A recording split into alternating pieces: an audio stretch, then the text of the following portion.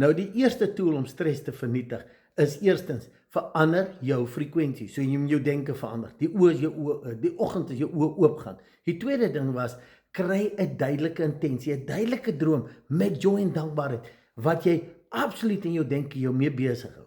Die derde ding vandag is kry veel mense wat positief ingestel is. Hou jou met positiewe mense besig, met positiewe leesstof, met positiewe goed wat jy luister.